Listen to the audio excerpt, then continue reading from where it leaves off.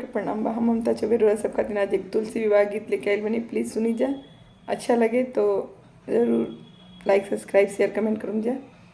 कहाँ वहीं तुलसी के नैयर, कहाँ वहीं सासुर हो लाल, कहाँ वहीं तुलसी जनमली के जरिया रो पेला के जरिया रो पेला हो।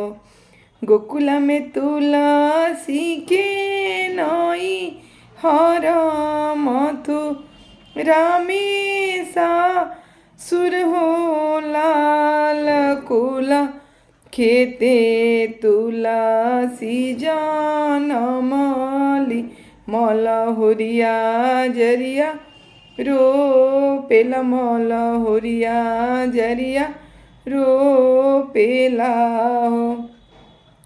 कथी के खाट खटोला वा कथी लागल ओरी चन हो लाल, कथी लागेला चारू पावत सुतेले नारायण, सुतेले नारायण।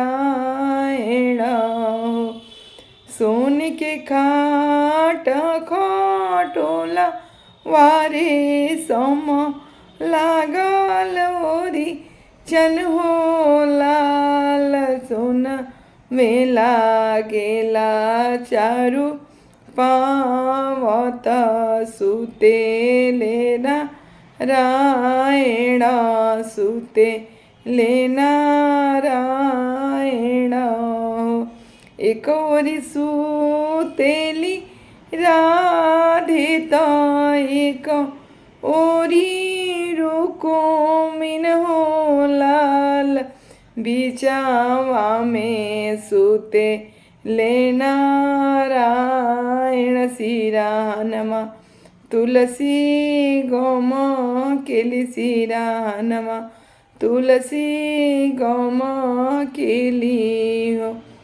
मरबू में तुलसी के लट धुनी रूसे जट धुनी हो, एलल ना मरबू में तुलसी के लट धुनी अवरु से जट धुनी हो लाल।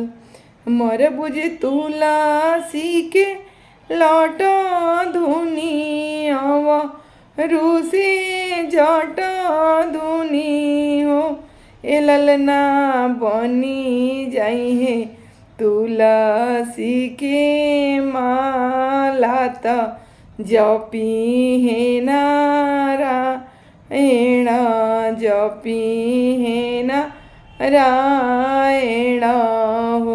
जय तुलसी मैया, सबका कल्याण करिए।